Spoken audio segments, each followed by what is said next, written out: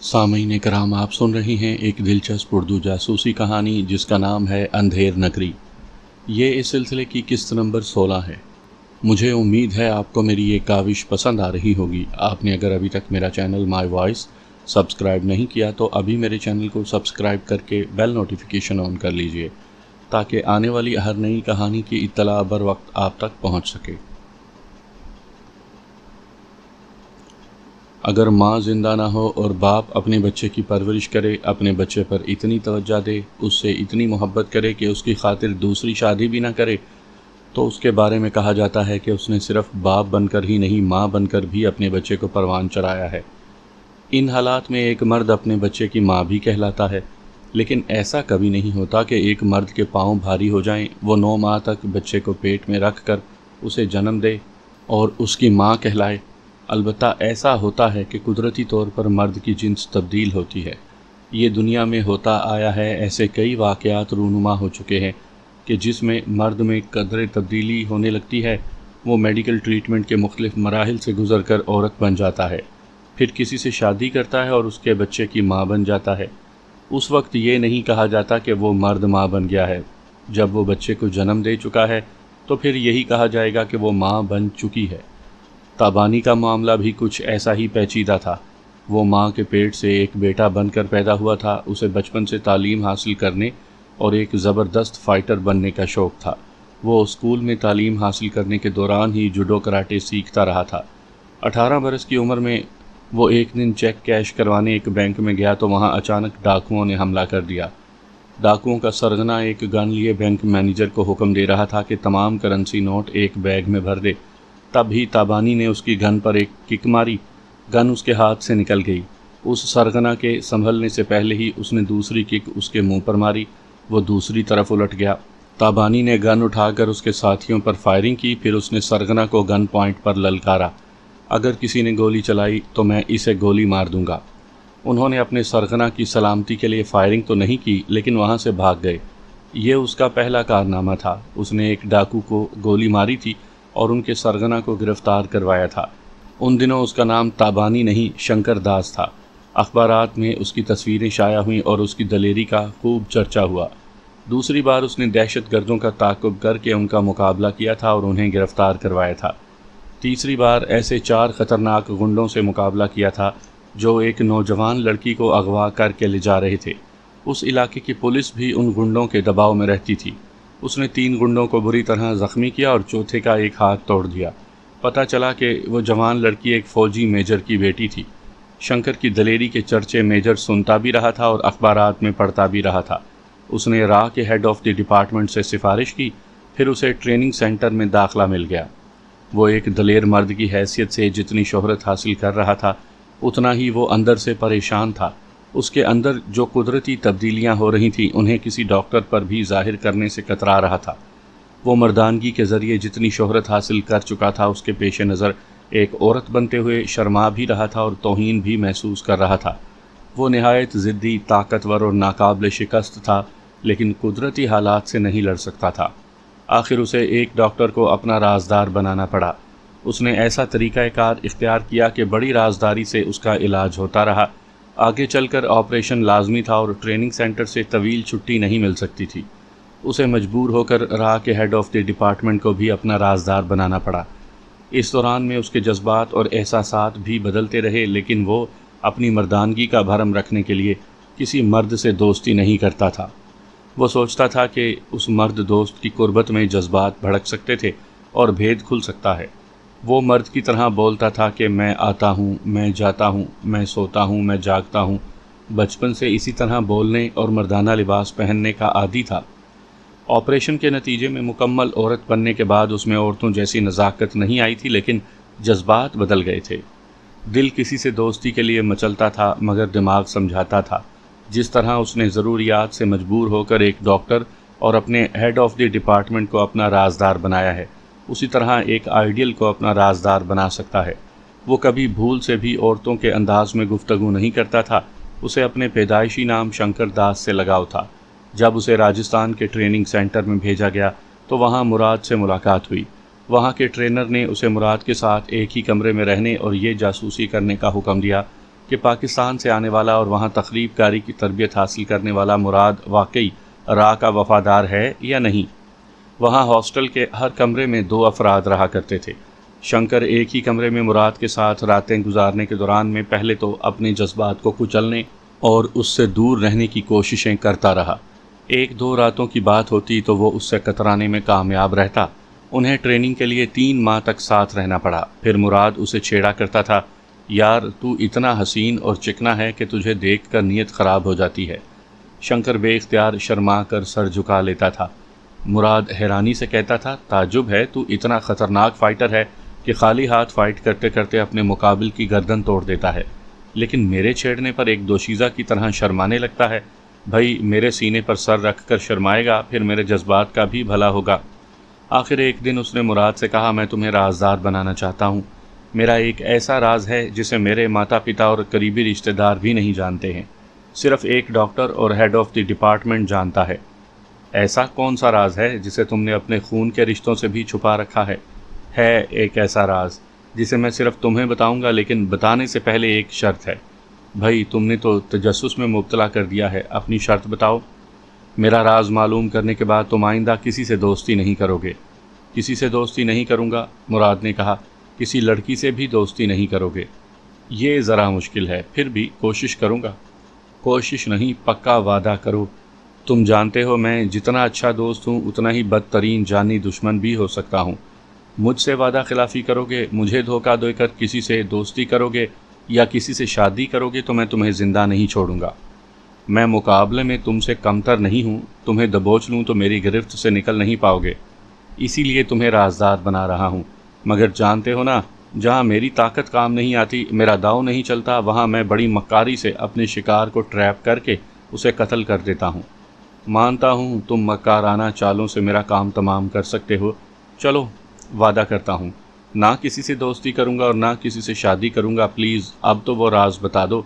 وہ آہستہ آہستہ چلتا ہوا سوئچ بورڈ کے پاس آیا، پھر بولا، دنیا کے تمام راز روشنی میں کھلتے ہیں، یہ راز ایسا ہے جو تاریکی میں کھلے گا۔ اس نے سوئچ آف کر دیا، کمرے میں گہری تاریکی چھا گئی۔ مراد نے کہا، کمال کرتے ہو، تم نے راز بتانے کے لیے اندھیرا کر دیا ہے۔ یار تم کہاں ہو؟ چند سیکنڈ کے بعد مراد نے لمس محسوس کیا، ایک مکھن کا مجسمہ اس سے آ لگا ہو۔ مجسمے میں ایسی حرارت تھی کہ مکھن کو پگھلنا چاہیے تھا، لیکن مراد سر سے پاؤں تک پگھلتا چلا گیا۔ بڑی حیرتوں اور بڑی مسرتوں سے وہ راز کھلتا چلا گیا۔ راہ کی ایک اہم میٹنگ میں فیصلہ ہوا کہ شنکر داس کو دہشت گردی کے لیے مراد کے ساتھ پاکستان بھیجنا ہے۔ چونکہ وہ مسلمان بن کر جانے والا تھا، اس لیے اس کا نام فیروز تابانی رکھا گیا۔ راجستھان کی راہ برانچ والے بھی اس کی اصلیت نہیں جانتے تھے، صرف ہیڈ آف ڈپارٹمنٹ اس کا رازدار تھا۔ یوں شنکر داس وہیں بھارت میں نابود ہو گیا۔ تابانی اپنے یار مراد کے ساتھ راجستھان سے تھر کے علاقے میں آیا تھا، پھر وہاں سے لاہور اکرام شاہ کی محفوظ پناہ گاہ میں آ گیا۔ مراد اپنے وعدے کے مطابق اس کا رازدار تھا، تنہائی میں بھی اسے عورت کے نام سے نہیں پکارتا تھا، کیونکہ ابتدا ہی سے تابانی نے اپنا کوئی عورتوں والا نام نہیں رکھا تھا، وہ صرف مراد کے لیے عورت تھا، ورنہ ساری دنیا کے سامنے اپنی مردانگی کا سکہ جمائے رکھنا چاہتا تھا۔ راہ کے وسیع ذرائع سے جو امریکی پاسپورٹ حاصل ہوا تھا، اس کے مطابق بھی وہ ایک مرد تھا اور اس کا نام فیروز تابانی تھا۔ کوئی یہ سمجھ نہیں سکتا تھا کہ وہ مراد کی داشتہ ہے اور کوئی امریکی پاسپورٹ کو جھٹلا کر انہیں راہ کے دہشت گرد ثابت نہیں کر سکتا تھا۔ ایسے ہی وقت قدرت نے اپنا کھیل دکھایا اور یہ ظاہر ہو گیا کہ وہ مراد کے بچے کی ماں بننے والا ہے۔ اس وقت بھی تابانی عارضی طور پر یہ بات چھپا سکتی تھی، لیکن قدرتی طور پر ایک عورت کو ماں بننے کا جو فخر اور خوشی حاصل ہوتی ہے، انہی جذبوں کی شدت سے اس نے فخریہ ماں بننے کی خوشخبری سنا دی تھی۔ اس تھانے میں ڈی آئی جی، کمشنر اور مجسٹریٹ کے ساتھ جمشید علی بھی موجود تھا۔ تابانی کی زبان سے ایک چونکا دینے والی خبر سن کر کسی کو یقین نہیں آیا۔ ایک قریبی میٹرنٹی ہوم سے لیڈی ڈاکٹر کو بلایا گیا۔ لیڈی ڈاکٹر نے تابانی کو دوسرے کمرے میں لے جا کر چیک کیا، پھر ایس ایچ او کے کمرے میں تمام افسران کے سامنے آ کر بولی، وہ مرد نہیں عورت ہے اور ماں بننے والی ہے۔ مراد نے کہا، ڈاکٹر اسے عورت نہ کہو بلکہ یہ کہو کہ وہ ماں بننے والا ہے، آپ لوگ نہیں جانتے وہ کتنا خطرناک ہے، اسے کوئی عورت کہے تو اپنی توہین سمجھتا ہے، کہنے والے کا منہ توڑ سکتا ہے۔ قدرت نے اس کے اندر ممتا کے جذبات پیدا کر کے اسے کشمکش میں مبتلا کر دیا ہے۔ آپ سب میری اس عجیب سی بات کو نفسیاتی پہلو سے سمجھیں کہ وہ میری محبت میں ماں بننا چاہتا ہے مگر ماں بننا نہیں چاہتی۔ لیڈی ڈاکٹر نے کہا، میں نفسیاتی الجھنوں کو سمجھتی ہوں، فی الحال اسے میڈیکل ٹریٹمنٹ کی ضرورت ہے، اسے ہسپتال میں داخل کیا جائے۔ اس نے بتایا ہے کہ اس کی جنس تبدیل ہوئی تھی۔ اس بیک گراؤنڈ کے باعث پہلا حمل بہت سے پرابلم پیدا کر سکتا ہے۔ اسے ابتدائی دنوں میں دن رات ڈاکٹروں کی توجہ کی ضرورت ہے۔ آئی جی پولیس نے کہا، ٹھیک ہے، اسے پولیس ہسپتال میں رکھا جائے گا، وہاں پولیس کا سخت پہرا رہا کرے گا۔ تابانی نے مراد سے لپٹ کر کہا، نہیں مراد، میں ہسپتال نہیں جاؤں گا، ایسی حالت میں تمہارے بغیر نہیں رہ سکوں گا۔ ایک پولیس افسر نے ان کی طرف بڑھتے ہوئے کہا، اوئے، یہ پولیس اسٹیشن ہے، یہاں ایک دوسرے سے لپٹ کر فلمی رومانس نہ کرو۔ اس افسر نے تابانی کا ہاتھ پکڑ کر اسے مراد سے کھینچ کر الگ کرنا چاہا۔ تابانی نے الگ ہوتے ہی ایک الٹا ہاتھ افسر کے منہ پر رسید کیا، پھر اسے جوڈو کے داؤ پر لا کر اس طرح پھینکا کہ وہ الٹ کر ایس ایچ او کی میز پر گرا، پھر وہاں سے لڑکتا ہوا نیچے فرش پر پہنچ گیا۔ یہ سب کچھ اتنی تیزی اور پھرتی سے ہوا تھا کہ کسی کو آگے بڑھ کر تابانی کو روکنے کا موقع نہیں ملا تھا۔ مار کھانے والا افسر تکلیف سے کراہتے ہوئے اٹھنے کی کوشش کرنے لگا۔ تابانی کا ایک ہاتھ پڑنے سے ہی اس کی باچھوں سے لہو رسنے لگا تھا۔ کئی سپاہی تابانی کو پکڑنے اور اس کی پٹائی کرنے کے لیے آگے بڑھے۔ وہ تنبیہ کے انداز میں ایک انگلی دکھاتے ہوئے بولا، ہالٹ۔ تمام سپاہی اس کی سخت مزاجی اور طاقت کا مظاہرہ دیکھ چکے تھے۔ وہ سب بے اختیار رک گئے۔ تابانی نے کہا، ابھی میں نے مردانگی دکھائی ہے، اپنے مرد ہونے کا ثبوت دیا ہے۔ تم سب مرد ہو تو ایک ایک دو دو کر کے آؤ، میری طرح اپنے مرد ہونے کا ثبوت دو۔ جمشید نے سپاہیوں سے کہا، دور رہو، اسے ہاتھ نہ لگاؤ۔ وہ سب پیچھے چلے گئے۔ جمشید نے کہا، تابانی، اس دنیا میں بے شمار مردانہ قوتوں کا مظاہرہ کرنے والے لوگ ہیں۔ مجھے انٹیلیجنس کے ٹریننگ سینٹر میں ناقابل شکست تسلیم کیا جاتا ہے۔ میں تمہیں صرف چند سیکنڈ میں اپاہج بنا سکتا ہوں، لیکن اصل مردانگی یہ ہے کہ ہونے والے بچے کو نقصان سے بچایا جائے۔ تم ماں بننے والی ہو، اس لیے۔ وہ بجلی کی طرح کڑک کر بولا، ماں بننے والی نہیں، ماں بننے والا ہوں۔ اگر اب تم نے مجھے عورت سمجھ کر بات کی تو۔ وہ حملہ کرنے کے انداز میں آگے بڑھنا چاہتا تھا۔ مراد نے اسے دونوں بازوؤں میں جکڑ کر کہا، تابانی، دماغ ٹھنڈا رکھو، جمشید کی مردانگی اور انسانیت کو سمجھو۔ یہ ہمارے ہونے والے بچے کی بہتری کی بات کر رہا ہے۔ اگر اس کی بات تمہیں چیلنج لگ رہی ہے تو اسے منہ توڑ جواب دینا، ضرور دینا، مگر ابھی نہیں، میرے بچے کو جنم دینے کے بعد۔ پھر مراد نے تمام افسران سے کہا، میں تابانی کی طرف سے معافی مانگتا ہوں۔ اس نے ایک افسر پر ہاتھ اٹھایا، لیکن آپ نے اس کے حاملہ ہونے کے باعث جوابی کارروائی نہیں کی ہے۔ تابانی نے غصے سے کہا، مراد، مائنڈ یور لینگویج، میں حاملہ نہیں ہوں، تمہارے بچے کا حامل ہوں۔ ٹھیک ہے، تم حاملہ نہیں ہو، حامل ہو، اب بات نہ بڑھاؤ۔ آئی جی نے حکم دیا، ان دونوں کو حوالات میں رکھو، ہم کچھ اہم فیصلے کریں گے۔ پھر ان دونوں کے تحریری بیانات لینے کے بعد تابانی کو پولیس کسٹڈی میں ہسپتال بھیجا جائے گا۔ تابانی اپنے خطرناک ہونے کا ثبوت دے چکا ہے، اس لیے اسے اور مراد کو ہتھکڑیاں پہنا کر آہنی سلاخوں کے پیچھے پہنچا دیا گیا۔ ان کے جانے کے بعد انٹیلیجنس کے ڈائریکٹر جنرل نے کہا، تابانی بہت خطرناک ہے، ہسپتال میں قانون کے محافظوں کے لیے درد سر بن سکتا ہے۔ میں آئی جی صاحب سے پوچھتا ہوں، کیا پولیس ہسپتال میں اسے قیدی بنا کر رکھا جا سکے گا؟ آئی جی نے کہا، میں خود اس کیس کو ہینڈل کروں گا۔ جس اسپیشل وارڈ کے کمرے میں اسے رکھا جائے گا نا، وہاں ڈاکٹر، نرسیں اور وارڈ بوائز وغیرہ بھی پولیس کے جاری کردہ شناختی کارڈ کے بغیر نہیں جا سکیں گے۔ ہسپتال کے باہر چاروں طرف مسلح سپاہی دن رات موجود رہیں گے۔ آپ کے انٹیلیجنس والے بھی وہاں ڈیوٹی پر رہ سکتے ہیں۔ انٹیلیجنس کے ڈی جی نے کہا، جمشید کی نگرانی میں سراغ رسانوں کی ایک چھوٹی سی ٹیم وہاں رہے گی۔ کمشنر نے کہا، اتنے حفاظتی انتظامات بہت ہیں، تابانی وہاں سے فرار نہیں ہو سکے گا۔ جمشید نے کہا، نہیں ہو سکے گی۔ کمشنر نے کہا، ہاں، کہنا تو یہی چاہیے، لیکن وہ زبردست انداز میں زبردستی مردانگی کا سکہ جما رہا ہے، یعنی کہ جما رہی ہے۔ کوئی اس کے سامنے اسے عورت نہیں کہہ سکتا۔ مجسٹریٹ نے کہا، آپ تمام افسران نہایت دیانتدار اور فرض شناس ہیں۔ اپنے فرض کی ادائیگی کی خاطر آج تمام رات بھر جاگتے رہیں، لیکن کل صبح سے شام تک ہمارے بیوروکریٹس اور کرپٹ سیاستدان کیا گل کھلائیں گے، اس کا اندازہ ہمیں کرنا چاہیے اور سوچنا چاہیے کہ آپ ان کا توڑ کیسے کر سکتے ہیں۔ ان افسران نے ایک دوسرے کو سوالیہ نظروں سے دیکھا، پھر سر جھکا کر سوچنے لگے۔ اس ملک کے دیانتدار افسران کا یہی مقدر تھا۔ وہ خون پسینہ بہا کر، جان جوکھم میں ڈال کر خطرناک مجرموں کو گرفتار کرتے تھے، لیکن اوپر سے ان کی ضمانت کی یا رہائی کے آرڈر آ جاتے تھے۔ جمشید نے اپنے اعلیٰ آفیسر سے کہا، سر میں ابھی ٹریننگ حاصل کر رہا ہوں، اس کے باوجود آپ بڑے بڑے معاملات میں مجھے عملی طور پر حصہ لینے کا موقع دیتے ہیں۔ میں نے آپ کی رہنمائی میں تابانی اور مراد کو گرفتار کیا ہے۔ میں آپ سے وعدہ کرتا ہوں کہ اس ملک کے بااختیار سیاستدان، جاگیردار اور بیوروکریٹس بھی تابانی اور مراد کو رہائی نہیں دلا سکیں گے۔ مجسٹریٹ نے کہا، برخوردار ابھی جوان ہو، ابھی بہت تھوڑی سی دنیا تم نے دیکھی ہے، تمہیں یہ سمجھنے میں ایک عمر لگے گی کہ سیاسی مکڑیاں کتنے پیچیدہ جالے بنتی ہیں۔ جمشید نے کہا، آپ بزرگ ہیں اور تجربے کار ہیں، میں آپ سے بحث نہیں کروں گا، ہم دونوں بھی دیکھیں گے کہ آئندہ کیا ہونے والا ہے۔ تابانی اور مراد آہنی سلاخوں کے پیچھے فرش پر بیٹھے ہوئے تھے۔ تابانی کا سر مراد کے سینے پر رکھا ہوا تھا۔ وہ بولا، ہمارا تھوڑی دیر کا ساتھ ہے، وہ مجھے کسی وقت بھی یہاں سے ہسپتال لے جائیں گے۔ میری بات غور سے سنو، صبح ہونے والی ہے، میں ہسپتال میں 10 گھنٹے انتظار کروں گا۔ اس دوران اگر ضمانت پر رہائی نہ ہو سکی تو میں وہاں سے فرار ہو جاؤں گا۔ نہیں تابانی، اس وقت تمہیں کوئی خطرہ مول نہیں لینا چاہیے۔ تمہارے فرار ہونے کے دوران میں ہمارے ہونے والے بچے کو نقصان پہنچ سکتا ہے۔ میں اپنے بچے کی خاطر ہی رہائی چاہتا ہوں۔ ہمارا بچہ کسی جیل میں نہیں، آزاد فضاؤں میں پیدا ہوگا۔ اگر وہ جیل میں پیدا ہوگا تو اس بچے کو ہم سے چھین کر اسے ہماری کمزوری بنا کر ہم سے راہ کے اہم راز اگلوائے جائیں گے، اور میں ایسا وقت آنے نہیں دوں گا۔ اگر تم کامیابی سے فرار ہو جاؤ گے تب بھی میں پریشان رہوں گا کہ نہ جانے تم کہاں ہو اور کس حال میں ہو۔ میری فکر بالکل نہ کرنا، میرے دن رات صرف تمہیں رہائی دلانے کی جد و جہد میں گزریں گے۔ میں تمہارے بغیر نہیں رہ سکوں گا۔ یہ بچہ ہم دونوں کے سائے میں جنم لے گا اور ہم دونوں کی گود میں پروان چڑھے گا۔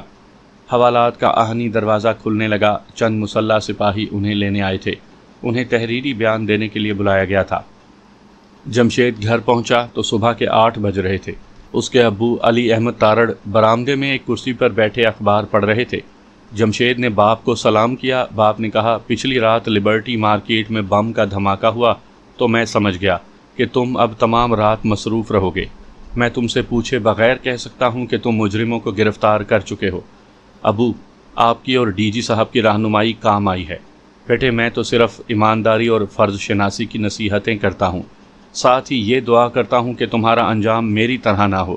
20 برس سے ایک پولیس انسپکٹر ہوں۔ ہر آنے والی حکومت میری ترقی روک دیتی ہے۔ میں ناجائز احکامات کی تعمیل نہیں کرتا، اس لیے مجھے ایک کھوٹا سکہ سمجھا جاتا ہے۔ جب میری ٹریننگ ختم ہوگی اور کسی عہدے پر میری پوسٹنگ ہوگی تو شاید میرا انجام بھی آپ جیسا ہو۔ نہیں بیٹے، ایسا ہوگا تو پھر تم بھی امیر حمزہ کے نقش قدم پر چلو گے۔ فرائض کی ادائیگی میں رکاوٹیں ڈالنے والے بیوروکریٹس اور سیاستدانوں کی کمزوریوں کو ہاتھ میں لے کر انہیں مجبور کرو گے کہ وہ خود اپنا محاسبہ کریں اور اپنا اعمال نامہ لکھ کر خود عدالت میں پیش کریں۔ جمشید نے آہٹ سن کر سر گھما کر کھلے ہوئے دروازے کی طرف دیکھا۔ وہاں امیر حمزہ کھڑا مسکرا رہا تھا۔ جمشید اچھل کر کھڑا ہو گیا، دوڑ کر اس کے گلے لگتے ہوئے بولا، بھائی جان، آپ کب آئے؟ امیر حمزہ اس کا سگا بھائی نہیں تھا، بچپن میں اس کے والدین کا انتقال ہو گیا تھا۔ علی احمد تارڑ اس کے باپ کا دوست تھا۔ اس نے امیر حمزہ کی پرورش کی، اسے ایسی تعلیم دلائی کہ وہ کیڈٹ کالج سے فارغ ہو کر انٹیلیجنس میں آ گیا تھا، پھر اپنی ذہانت اور صلاحیتوں کے ذریعے کیپٹن کے عہدے پر پہنچ گیا تھا۔ وہ جمشید سے کہتا تھا کہ تم اپنے ابو کے اکلوتے بیٹے نہیں ہو، بڑا بیٹا میں ہوں اور تم چھوٹے ہو۔ اور جمشید کہتا تھا، بھائی جان، امی اور ابو نے مجھ سے زیادہ آپ کو کلیجے سے لگا رکھا ہے، اسی لیے آپ کو آرمی میں پہنچا دیا اور میں سول انتظامیہ کے انٹیلیجنس ڈپارٹمنٹ میں پہنچنے والا ہوں۔ مجھ سے زیادہ آپ با اختیار ہیں۔ امیر حمزہ نے کہا، اب میں با اختیار نہیں رہا، بلکہ میں زندہ بھی نہیں رہا، ڈپارٹمنٹ کی فائل میں مردہ ہو چکا ہوں۔ بائی دا وے، تم رات بھر کے نکلے ہوئے ہو، ناشتہ کر کے سو جاؤ۔ میں سونے سے پہلے صرف 1 گلاس لسی پیوں گا اور پینے کے دوران میں آپ سے ایک مشورہ بھی چاہوں گا۔ فری 2 گلاس لسی بنا کر لے آئی۔ جمشید امیر حمزہ کو تابانی کے بارے میں تفصیل سے بتانے لگا۔ امیر حمزہ نے سب کچھ سننے کے بعد کہا، تابانی کا کیس بہت دلچسپ ہے، یہ بتاؤ اب پرابلم کیا ہے؟ وہی پرانے پرابلم ہیں، آج یا کل تک ان کے لیے سفارش آ جائے گی۔ بم دھماکے میں چشم دید گواہ شابے ہے، وہ طوائفوں کی انجمن کا سیکٹری ہے، اس کی گواہی مستند نہیں سمجھی جائے گی، ان کے امریکی پاسپورٹ کو جعلی ثابت کرنے کا موقع نہیں دیا جائے گا۔ صرف ایک فراڈ ہے کہ تابانی نے عورت ہو کر ایک مرد کی حیثیت سے پاسپورٹ بنوایا، لیکن یہ کوئی اتنا بڑا فراڈ نہیں ہے۔ اصل بات تو یہ ہے کہ بم دھماکے سے جتنی ہلاکتیں ہوئیں، اس تخریب کاری کا اور ہلاکتوں کا الزام ان پر نہیں آئے گا۔ امیر حمزہ نے کہا، ہاں، سیاست کے کھلاڑی تابانی اور مراد کو سنگین الزامات سے بچا لیں گے، مگر تم انہیں بچنے نہیں دو گے۔ آپ سے یہی مشورہ تو چاہتا ہوں کہ مجھے کیا کرنا چاہیے۔ ان کی ضمانت لینے والے ثابت کرنا چاہیں گے کہ وہ مجرم نہیں ہے، لیکن ملزم پولیس کسٹڈی سے فرار ہو جائے تو وہ مجرم کہلانے لگتا ہے۔ تم تابانی کو ہسپتال سے فرار ہونے کا موقع دو۔ واہ بھائی جان، زبردست آئیڈیا ہے۔ صرف اتنا ہی نہیں، تابانی کے فرار ہونے کے بعد کہیں قتل یا تخریب کاری کی واردات ہو تو اسے تابانی سے منسوب کر دو۔ فون پر تابانی سے ملتی جلتی آواز میں پولیس اور انتظامیہ کو دھمکیاں دو کہ مراد کو رہا نہ کیا گیا تو تابانی کی طرف سے مزید تخریب کاری اور بم دھماکے ہوتے رہیں گے۔ کم آن، باتیں بہت ہو چکی، لسی پیو، گرم ہو رہی ہے۔ وہ دونوں اپنا اپنا گلاس اٹھا کر لسی پینے لگے۔ انیلا بانو ایک ہڈی کی طرح مرزا نیک بخت کے حلق میں اٹک گئی تھی۔ وہ اس ہڈی کو نہ اگل سکتا تھا نہ نگل سکتا تھا۔ ایک بار اسے اگلنے اور اپنی زندگی سے نکال دینے کے لیے قتل کروانے کی کوشش کی تھی، لیکن وہ بچ کر لندن پہنچ گئی تھی۔ وہاں سے اس نے اپنے مطالبات پیش کیے تھے۔ نیک بخت کو مجبور ہو کر وہ مطالبات پورے کرنے کے لیے لندن آنا پڑا۔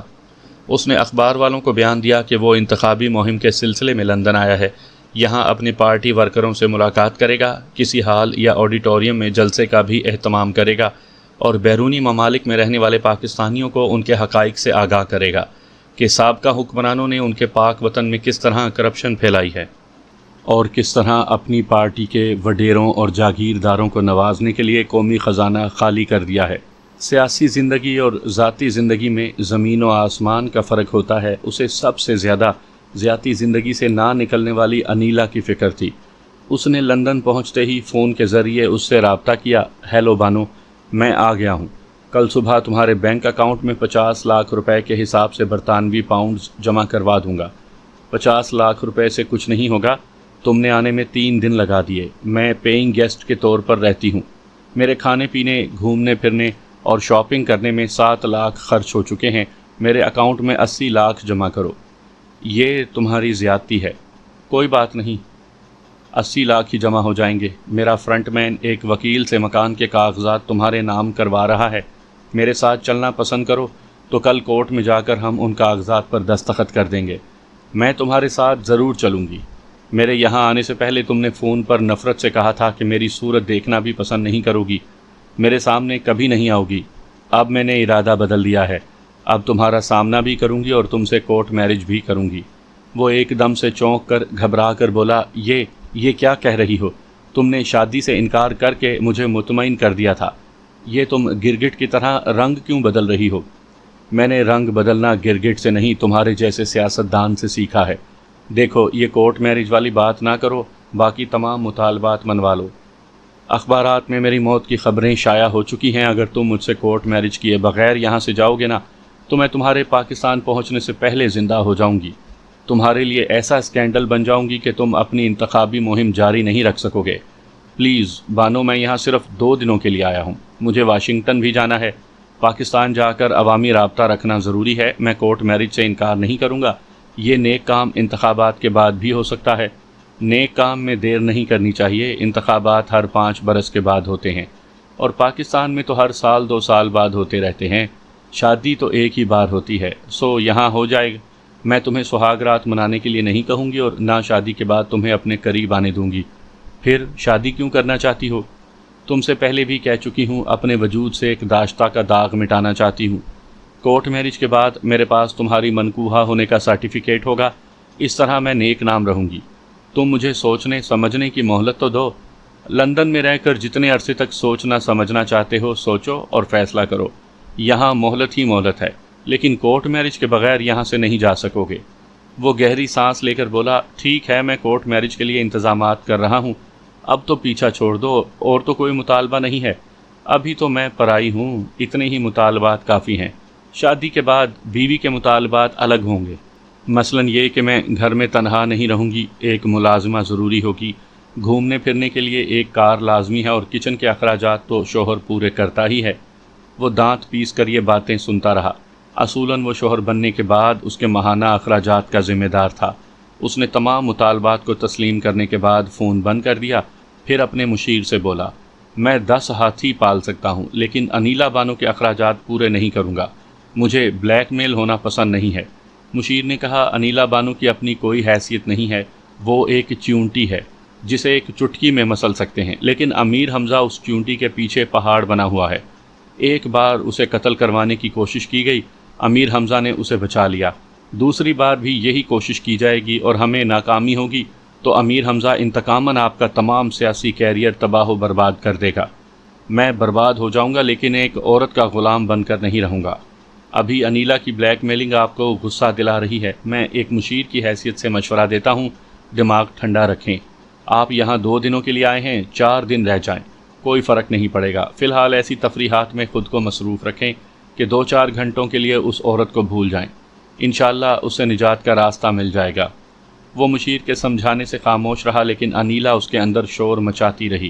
مشیر کے جانے کے بعد اس نے لندن میں رہنے والے اپنے ایک فرنٹ مین کو بلایا، پھر اس سے کہا، میں ایک بہت بڑی پرابلم میں ہوں، اگر تم مجھے اس پرابلم سے نجات دلا دو تو میں تمہیں منہ مانگا انعام دوں گا۔ فرنٹ مین نے کہا، جناب آپ کی نظر کرم مجھ پر رہتی ہے، یہی میرے لیے بہت بڑا انعام ہے، آپ حکم کریں۔ مرزا نیک بخت نے اسے انیلا بانو کے بارے میں بتایا، پھر آخر میں کہا، لندن میں اس کے اخراجات برداشت کرنا میرے لیے کوئی بڑی بات نہیں ہے، لیکن کورٹ میرج کے بعد وہ مجھے تمام عمر بلیک میل کرتی رہے گی، میں اس سے نجات حاصل کرنا چاہتا ہوں۔ آپ ایک بار اسے ہلاک کرانے میں ناکام رہے ہیں، لیکن یہ لندن ہے، میں اتنے بڑے شہر میں اسے کہاں گم کر دوں گا، کسی کو پتہ ہی نہیں چلے گا۔ تم ایسا کر سکتے ہو، مگر یہ یاد رکھو کہ اس کی پشت پر امیر حمزہ ہے، وہ یہاں نہیں ہوگا لیکن اس کے جاسوس ضرور ہوں گے۔ امیر حمزہ سے قتل کی سازش چھپی نہیں رہے گی۔ آپ انیلا کو کسی طرح اس بات پر راضی کر لیں کہ 2 دنوں کے لیے آپ کا امریکہ جانا ضروری ہے، بہت ہی سنگین سیاسی معاملہ ہے، آپ تیسرے دن واپس آتے ہی اس سے شادی کر لیں گے۔ تم چاہتے ہو میں انیلا کے مرڈر کے وقت لندن میں نہ رہوں، ٹھیک ہے، میں کوشش کرتا ہوں۔ اس نے فون کے ذریعے رابطہ کیا، پھر کہا، انیلا میں بول رہا ہوں، ابھی واشنگٹن والوں سے ہاٹ لائن پر گفتگو ہوئی ہے، انہوں نے مجھے فوراً بلایا ہے، وہاں میرا مخالف کاشف اکبر کچھ گڑبڑ کر رہا ہے، تم سمجھ سکتی ہو، اگر میں نہ گیا تو جیتنے والی بازی ہار جاؤں گا۔ تم مجھ سے سوچنے کے لیے مہلت مانگ رہے تھے، کہیں اس امریکی مہلت کے پیچھے کوئی چال بازی تو نہیں ہے؟ مجھ پر یقین کرو، تم چاہتی ہو میں کورٹ میرج کیے بغیر پاکستان نہ جاؤں، میں نہیں جاؤں گا۔ امریکہ سے 2 یا 3 دن بعد لندن واپس آؤں گا، پھر تمہارے تمام مطالبات پورے کر دوں گا۔ ٹھیک ہے، میں مزید 3 دنوں تک صبر کر لوں گی، لیکن تمہیں پھر سمجھا دیتی ہوں، مجھ سے شادی کیے بغیر پاکستان جاؤ گے تو تمہارا سیاسی کیریئر تباہ کر دوں گی۔ میں اپنا سیاسی کیریئر برباد نہیں ہونے دوں گا، پلیز مجھے بار بار دھمکیاں نہ دو، میں آج شام تم سے ملنا چاہتا ہوں، میں ملنا ضروری نہیں سمجھتی۔ دیکھو مجھے یاد نہیں رہا اور تم بھی بھول رہی ہو کہ کل بینک ہالیڈے ہے، میں تمہارے اکاؤنٹ میں رقم جمع نہیں کرا سکوں گا، میں چاہتا ہوں شام کو ملو، میں تمہارے فوری اخراجات کے لیے 10,000 پاؤنڈ دوں گا، پھر روبرو کچھ باتیں بھی ہو جائیں گی۔ اچھی بات ہے، میں 4 بجے تمہارا انتظار کروں گی۔ اس نے فون بند کر دیا۔ نیک بخت نے ریسیور رکھ کر کہا، ذلیل کمینی، پہلے کیسی وفادار تھی، میرے قدموں میں بچھی رہتی تھی، امیر حمزہ کی شے پا کر شبنم سے شعلہ بن گئی ہے، میں شعلے کو بجھا دوں گا، آپ فکر نہ کریں۔ اس کا پتہ بتائیں۔ چیرنگ کراس کی 3rd اسٹریٹ میں مادام کیتھرائن کا ایک چھوٹا سا بنگلہ ہے، وہاں پیئنگ گیسٹ کی حیثیت سے رہتی ہے۔ کیا آپ انیلا سے یہ معلوم کر سکیں گے کہ اس بنگلے میں کتنے کمرے ہیں اور اس کے علاوہ کتنے پیئنگ گیسٹ دوسرے کمروں میں رہتے ہیں؟ میں اسے باتوں ہی باتوں میں معلوم کرنے کی کوشش کروں گا۔ ایک سروے کے مطابق لندن میں 2 لاکھ سے زیادہ مس فٹ ہیں۔ وہاں ایسے افراد کو مس فٹ کہا جاتا ہے جنہیں معاشرے نے ٹھکرا دیا ہو۔ یہ غربت کے باعث سستے نشے کے عادی ہوتے ہیں اور نشے کی ضروریات پورا کرنے کے لیے چھوٹے بڑے جرائم کرنے کے لیے تیار ہو جاتے ہیں۔ نیک بخت کا فرنٹ مین 10 برسوں سے لندن کا شہری تھا اور ان علاقوں سے اچھی طرح واقف تھا جہاں جرائم پیشہ افراد پائے جاتے تھے۔ کیمڈن ٹاؤن ٹیوب اسٹیشن اور چیرنگ کراس ٹیوب اسٹیشن کے قریب الکوہل زدہ افراد ہر موسم میں کانپتے تھر تھراتے نظر آتے ہیں۔ وہ سردی سے نہیں، نشے کی شدید ضرورت کے باعث کانپتے اور اپنے جسموں کو نوچتے رہتے ہیں۔ ایسے شکار کی تلاش میں رہتے ہیں جو تنہائی یا زیر زمین ریلوے اسٹیشن کی ٹوائلٹ وغیرہ میں مل جائے، وہ اس پر قاتلانہ حملہ کر کے اس سے رقم چھین کر فرار ہو جاتے ہیں۔ جیکی رالف ایک ایسا ہی صحت مند جوان تھا، ابھی اس لیے صحت مند تھا کہ اسے نئی نشے کی لت پڑی تھی۔ ایک ہفتہ پہلے فرنٹ مین سے اس کی ملاقات ہوئی تھی۔ اس نے پوچھا، نشہ کیوں کرتے ہو؟ تمہارا جسم باڈی بلڈرز کی طرح خوبصورت ہے، اگر تم نے نشہ نہ چھوڑا تو چند مہینوں میں ہڈیوں کا ڈھانچہ بن جاؤ گے۔ جیکی نے کہا تھا، کیا فرق پڑے گا، انسان مرنے کے بعد ہڈیوں کا ڈھانچہ بن جاتا ہے، میں جیتے جی بن جاؤں گا، اور سچ تو یہ ہے کہ میں زندہ نہیں ہوں، میں مر چکا ہوں۔ نشہ کرنے والے تمہاری طرح ہی کی باتیں کرتے ہیں، زندگی میں صدمات سہنے پڑتے ہیں، جو سہ نہیں پاتے وہ نشے کا سہارا لے کر آہستہ آہستہ مرتے رہتے ہیں۔ ہاں یہی سمجھ لو، میں جان بوجھ کر روز تھوڑا تھوڑا مر رہا ہوں۔ مجھے جو صدمہ ملا ہے میں اسے برداشت نہیں کر پا رہا ہوں۔ دراصل برداشت کرنے والی بات ہوتی تو میں کر لیتا، لیکن غیرت کی بات ہو تو پھر بے غیرتی سے زندہ نہیں رہا جاتا۔ آخر تمہارے ساتھ کیا ٹریجڈی ہوئی ہے؟ جیکی نے گہری سانس لی، پھر آہستہ آہستہ سانس چھوڑتے ہوئے بولا، میری بوڑھی نانی نے میری پرورش کی ہے۔ مجھے بتایا گیا تھا کہ میرے والدین میرے بچپن ہی میں مر گئے تھے، لیکن 10 دن پہلے میری نانی بیمار پڑ گئی۔ اس نے دم توڑنے سے پہلے بتایا کہ میری ماں زندہ ہے، مگر میں اس کا پتہ نہ پوچھوں۔ مجھ سے روپوش رہنے والی ماں ہر ماہ میرے گزارے کے لیے رقم بھیج دیا کرے گی۔ وہ ایک آہ بھر کر بولا، ماں زندہ ہے، آج تک میرے اخراجات پورے کرتی رہی، آئندہ بھی کرے گی، لیکن بیٹے سے کیوں نہیں ملتی ہے؟ میری نانی نے بتایا وہ نہیں چاہتی کہ عزت داروں کی سوسائٹی میں اس کا بیٹا کہلاؤں، کیونکہ وہ پیشہ کرتی ہے۔ جیکی اچانک رونے لگا۔ وہ ماں مجھے سوسائٹی میں عزت دار دیکھنا چاہتی ہے، کیا حقیقت چھپانے سے میں سوسائٹی کا معزز فرد کہلاؤں گا؟ مجھے اپنے جسم سے، اپنے وجود سے گھن آتی ہے۔ پتہ نہیں میں کیسی غلاظت سے جسم لے کر دنیا میں آیا ہوں۔ مجھے ایک فرضی باپ کا نام بتایا گیا تھا، جبکہ میری ماں کے پاس بھی یہ حساب نہیں تھا کہ میرا باپ کون ہے۔ یہ ایسی بے غیرتی ہے جو مجھے اندر سے نوچتی اور لہو لہان کرتی رہتی ہے۔ وہ روتے روتے بولا، مجھے 1 پاؤنڈ دو گے؟ میں نشہ چاہتا ہوں، غم غلط کرنا چاہتا ہوں۔ 1 پاؤنڈ میں 1 اسپرٹ کی بوتل اور 1 ڈبل روٹی مل جائے گی۔ تم اسپرٹ پیو گے؟ کلیجہ چھلنی ہو جائے گا۔ کیا کروں، یہی سستی چیز ہے۔ ہیروئن اور چرس اتنی مہنگی ہے کہ کوئی بڑی واردات کرنے کے بعد ہی یہ مہنگا نشہ کر سکتا ہوں۔ جیک اور سائڈر جیسی سستی شراب بھی 2 یا 2.5 پاؤنڈ میں آتی ہے۔ میرا سر بھاری ہو رہا ہے، پلیز مجھے 1 پاؤنڈ دو۔ فرنٹ مین نے جیب سے سگریٹ کا ایک پیکٹ نکال کر پوچھا، ہیروئن سے شوق کرو گے؟ اس نے ایک دم سے چونک کر اور خوش ہو کر پوچھا، تمہارے پاس ہیروئن ہے؟ مگر وہ تو بڑی مہنگی ملتی ہے۔ تمہارے لیے مہنگی ہے، لیکن ہم پاکستانیوں کے لیے سستی ہے، کیونکہ یہ وہیں کی پیداوار ہے۔ یہ لو سگریٹ، اس کے کش لگاؤ۔ اس نے ایک کش لگایا اور دھواں چھوڑتے ہوئے کھانسنے لگا، پھر بولا، مجھے مہنگے نشے کی عادت نہیں ہے، سگریٹ کے ساتھ پہلی بار پی رہا ہوں، اس لیے ٹھسکا سا لگ گیا۔ تم بتاؤ مجھے کیا کرنا ہوگا؟ میں 2 سگریٹ کے لیے کسی کو قتل بھی کر سکتا ہوں۔ میں جب کہوں ایئرپورٹ پر آ جایا کرو، مجھے پہلے سے اطلاع مل جاتی ہے کہ پاکستان سے کوئی بندہ یہ مال لے کر آ رہا ہے۔ پولیس اور کسٹمز والے مجھ جیسے خوش لباس پاکستانیوں کو شبہ کی نظروں سے دیکھتے ہیں۔ تم پرانے اور میلے لباس میں ایسے گندے سے لگتے ہو کہ کسی کو تم پر شبہ نہیں ہوگا۔ تمہارے پاس میلا پھٹا ہوا بیگ ہوگا تو تمہیں مس فٹ سمجھ کر کوئی بیگ کو چیک نہیں کرے گا۔ جیکی نے پوچھا، ایئرپورٹ پر کسٹم والے پاکستانی مسافر کو چیک نہیں کرتے ہیں؟ کرتے ہیں، مال کبھی پکڑا جاتا ہے اور کبھی نکل جاتا ہے، لیکن کل جو مال آنے والا ہے اسے کوئی نہیں پکڑے گا۔ کیوں نہیں پکڑے گا؟ ہمارے ملک کے ایک صوبے کے بہت بڑے سیاستدان کا بیٹا اپنے ہی کھیت اور فیکٹری کا تیار کیا ہوا مال لا رہا ہے۔ اس نے وہاں سے یہاں تک ذرائع استعمال کیے ہوں گے۔ مورخین جو پاکستانی تاریخ لکھ رہے ہوں گے، وہ ایسے سیاستدانوں کا ذکر ضرور تحریر میں لا رہے ہوں گے جو منشیات کی باحفاظت اسمگلنگ کے لیے الیکشن میں جیت کر اسمبلیوں میں پہنچتے ہیں اور قانون کی ناک کے نیچے بیٹھ کر بے خوف و خطر اسمگلنگ کا دھندا کرتے ہیں۔ دوسرے دن جیکی رالف ایئرپورٹ پر پہنچا تو فرنٹ مین بہت پریشان نظر آیا۔ اس نے کہا، بڑی گڑبڑ ہو گئی ہے، مال بھی پکڑا گیا ہے اور سیاستدان کا بیٹا بھی۔ جیکی نے پوچھا، تم نے تو کہا تھا کہ بہت بڑے ذرائع استعمال کیے جا رہے ہیں، مال پکڑا نہیں جائے گا؟ ہاں، مال آسانی سے نکل جاتا، لیکن اچانک انٹرپول کے جاسوس کسٹمز آفس میں گھس آئے تھے، انہوں نے ہمارے باس کو بھی گرفتار کر لیا ہے۔ سیاستدان کا وہ بیٹا فرنٹ مین کا باس تھا۔ مرزا نیک بخت نہیں جانتا تھا کہ جس سے فرنٹ مین کام لیا کرتا ہے وہ منشیات کے اسمگلر کا ایک کارندہ بھی ہے۔ اس نے جیکی کو 2 سگریٹ دے کر کہا، تم جاؤ اور ہر شام چیرنگ کراس کے ٹیوب اسٹیشن میں آیا کرو، میں پھر کسی ضرورت کے وقت تم سے کام لوں گا۔